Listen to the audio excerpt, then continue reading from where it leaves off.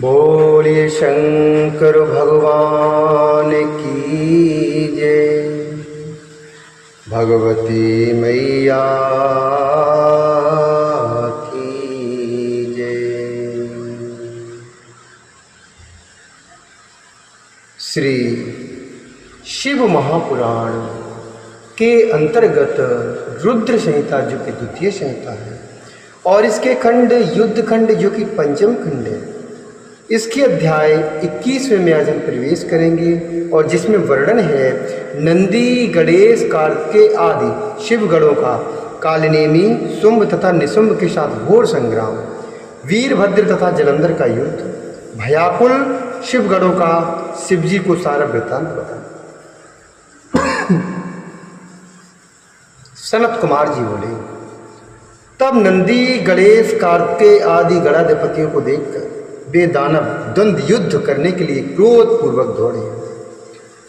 ते गणाधिपति दृष्ट्वा नंदीव मुख सन्मुखान्, ते गणाधिपति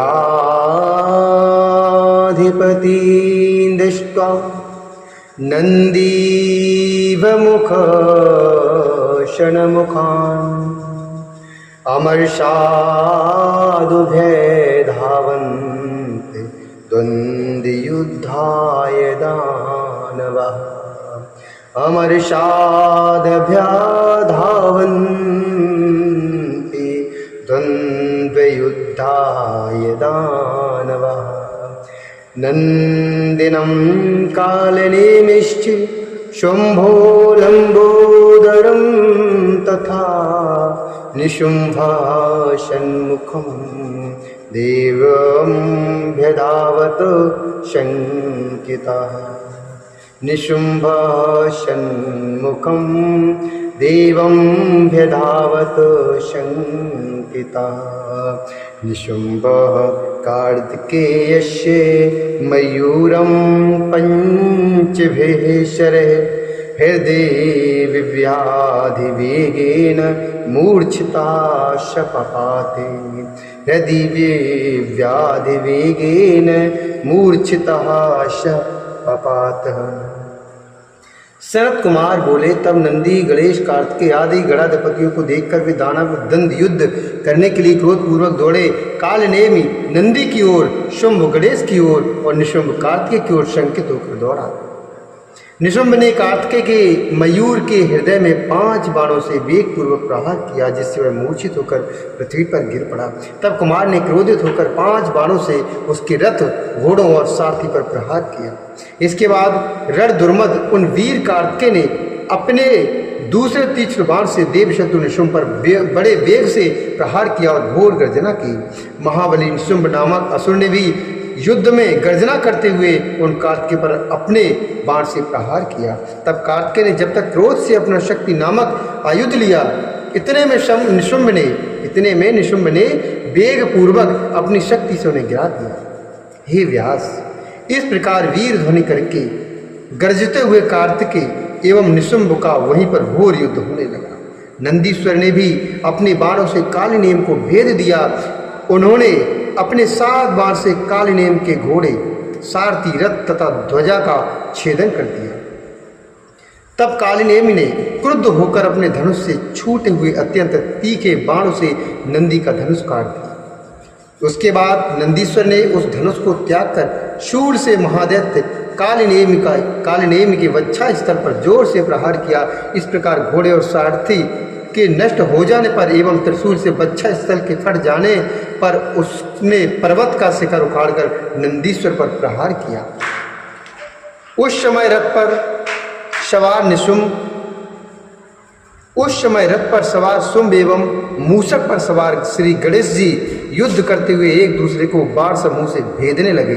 उसके बाद गणेश जी ने शुंभ के हृदय में बाण से प्रहार किया और 3 बाणों से सारथी पर प्रहार करके उसे पृथ्वी पर गिरा दिया।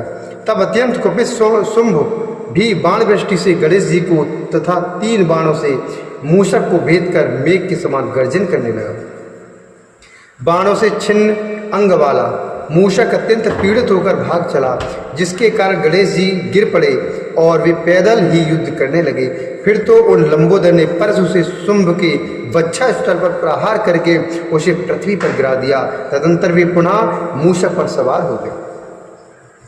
गणेश जी समर के लिए पुनः उद्यत हो गए और उन्होंने हंसकर क्रोध से शुंभ पर इस प्रकार प्रहार किया जैसे अंकुश से हाथी पर प्रहार होता है। तब कालिनेमी एवं निशुंभ दोनों ही क्रोधपूर्वक एक साथ सर्प के समान तीक्ष्ण बाणों से शीघ्रता से गणेश पर प्रहार करने लगे। तब महाबली वीरभद्र उन्हें इस प्रकार पीड़ित किया जाता हुआ देखकर बड़े वेग से करोड़ों भूतों को साथ लेकर दौड़े। उनके साथ कूष्मांड, भैरव, वेताल, योगिनियाँ, पिशाच, डाकनियाँ एवं गढ़ भी चले। उस समय उन लोगों के किलकिला शब्द, सिंहनाद, घरघर एवं डमरू के शब्द से पृथ्वी निनादित होकर कांप उठी। उस समय समर भूमि में भूतगण दौड़ दौड़ कर दानवों का भक्षण करने लगे और उनके ऊपर चढ़कर उन्हें गिराने लगे और नाचने लगे। हे व्यास, इसी बीच नंदी और कार्तिकेय को चेतना आ गई और वे उठ गए तथा रणभूमि में गरजने लगे। वे नंदीश्वर एवं कार्तिकेय शीघ्र रणभूमि में आ गए और अपने बाणों द्वारा दैत्यों पर निरंतर प्रहार करने लगे। तब छिन्न भिन्न हुए दैत्यगण पृथ्वी पर गिरने लगे और उन गिरे हुए दैत्यों को भूतगण खाने लगे। इससे दैत्यों की सेना विषादग्रस्त तथा व्याकुल हो गई। इस प्रकार प्रतापी नंदी, कार्तिकेय, गणेश जी, वीरभद्र तथा अन्य गण युद्ध में अर्थात युद्ध भूमि में जोर जोर से गरजने लगे। जलंधर के वे दोनों सेनापति शुंभ निशुंभ, महादैत्य कालिनेमी एवं अन्य असुर पराजित हो गए। तब अपनी सेना को विध्वस्त हुआ देखकर बलवान जलंधर ऊंची पताका वाले रथ पर सवार होकर गणों के समक्ष आ गया। हे व्यास जी, तब पराजित हुए दैत्य भी महान उत्साह से भर गए। हे व्यास जी, तब पराजित हुए दैत्य भी महान उत्साह से भर गए और युद्ध के लिए तैयार होकर गरजने लगे। हे मुने, विजयशील शिव के गढ़ नंदी, कार्तिकेय, गजानन, वीरभद्र आदि भी गर्जना करने लगे। उस समय दोनों सेनाओं में हाथियों, घोड़ों तथा रथों के शब्द, शंख एवं भैरियों की ध्वनि एवं सिंहनाद होने लगे। जलंधर के बाण समूह से दुलोक तथा भूलोक के बीच का स्थान उसी प्रकार आच्छादित हुआ जैसे कोहरे से आकाश आच्छन्न हो जाता है। वह नंदी पर 5, गणेश पर 5 और वीरभद्र पर 20 बाणों से प्रहार करके मेघ के समान गरजने लगा। तब रुद्रपुत्र महावीर कार्तिकेय ने बड़ी शीघ्रता से अपनी शक्ति द्वारा उस दैत्य जलंधर पर प्रहार किया और वे गर्जन करने लगे। शक्ति से विदीर्ण हो देहे वाला वह महाबली दैत्य आंखों को घुमाता हुआ पृथ्वी पर गिर पड़ा, किंतु वह शीघ्रता से उठ गया। इसके बाद उस दैत्य श्रेष्ठ जलंधर ने बड़ी क्रोध से कार्तिकेय के हृदय में गदा से प्रहार किया। हे व्यास जी, तब वे शंकर पुत्र कार्तिकेय ब्रह्मा के द्वारा दिए गए वरदान के कारण उस गदा के प्रहार को सफल प्रदर्शित करते हुए शीघ्र पृथ्वी पर गिर पड़े। इस प्रकार शत्रुहंता एवं महावीर नंदी भी गदा के प्रहार से घायल होकर कुछ व्याकुल मन होकर पृथ्वी पर गिर पड़े। उसके बाद महाबली गणेश जी ने अत्यंत क्रुद्ध होकर शिव जी के चरण कमलों का स्मरण करके बड़े वेग से दौड़कर अपने परशु दैत्य की गदा को काट दिया। वीरभद्र ने 3 बाणों से उस दानव के बच्चा स्तर पर प्रहार किया तथा 7 बाणों से उसके घोड़ों, ध्वजा, धनुष एवं छत्र को काट डाला। तब दैत्येंद्र ने अत्यधिक कुपित होकर अपनी दारुण शक्ति को उठाकर उसके प्रहार से गणेश को पृथ्वी पर गिरा दिया और स्वयं दूसरे रथ पर सवार हो गया। इसके बाद वह दैत्येंद्र क्रोधित होकर अपने मन में उन वीरभद्र को कुछ न समझकर वेग पूर्वक उनकी ओर दौड़ चला। दैत्यराज महावीर जलंधर ने तीखे बाण से शीघ्रता पूर्वक उन वीरभद्र पर प्रहार किया और गर्जना की। तब वीरभद्र ने भी अति क्रुद्ध होकर तीक्ष्ण धार वाले बाण से उसके बाण को काट दिया और अपने महान बाण से उस पर प्रहार किया।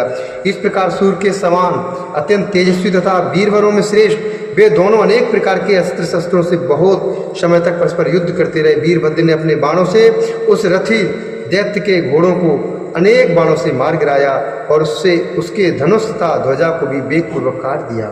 इसके बाद वह महाबली दैत्यराज पर एक अस्त्र लेकर दौड़ा और वीरभद्र के पास शीघ्र जाकर पहुंचा। उस महाबली वीर समुद्रपुत्र जलंधर ने उस विशाल परिघ से वीरभद्र के सिर पर प्रहार किया और गर्जना की। उस महान परिघ से गणेश्वर वीरभद्र का सिर फट गया और वे पृथ्वी पर गिर पड़े। उनके सिर से बहुत रक्त बहने लगा। वीरभद्र को पृथ्वी पर गिरा हुआ देखकर रुद्रगण भय से शंकर जी को पुकारते हुए रणभूमि को छोड़कर भागने लगे। तब शिव जी ने गणों का कोलाहल सुनकर अपने समीप में स्थित महाबली गणों से पूछा। शिव जी बोले, हे महावीरों, मेरे गणों का यह महान कोलाहल क्यों हो रहा है? किमर्थम मदिगणानां हि महाकोलाहलो अभवति विचार्यताम महावीरः शांति कार्यमया ध्रुवम। शिव जी बोले, हे महावीरों, मेरे गणों का यह महान कोलाहल क्यों हो रहा है? तुम लोग पता लगाओ, मैं इसे शीघ्र ही शांत करूंगा। वे देवे सभी गणों से आदर पूर्वक पूछ ही रहे थे, तभी वे श्रेष्ठ गण प्रभु शिव के पास पहुंच गए। उन्हें विकल देखकर प्रभु शंकर जी उनका कुशल पूछने लगे। तब उन गणों ने विस्तार पूर्वक सारा वृतांत यथावत कह दिया। तब महान लीला करने वाले प्रभु भगवान रुद्र ने उससे सुनकर महान उत्साह बढ़ाते हुए उन्हें अभय प्रदान किया। इत श्री शिव महापुराणे द्वितीयाम रुद्र संहितायां पंचमे युद्ध खंडे जलंधर वधोपाख्याने विशेष युद्ध वर्णनम नामैकविंशोऽध्याय। इस प्रकार से इसी महापुराण के अंतर्गत द्वितीय रुद्र संहिता के पंचम युद्ध खंड में जलंधर वधोपाख्यान में विशेष युद्ध वर्णन नामक 21वां अध्याय पूर्ण हुआ। बोले शंकर भगवान की जय, भगवती मैया की जय।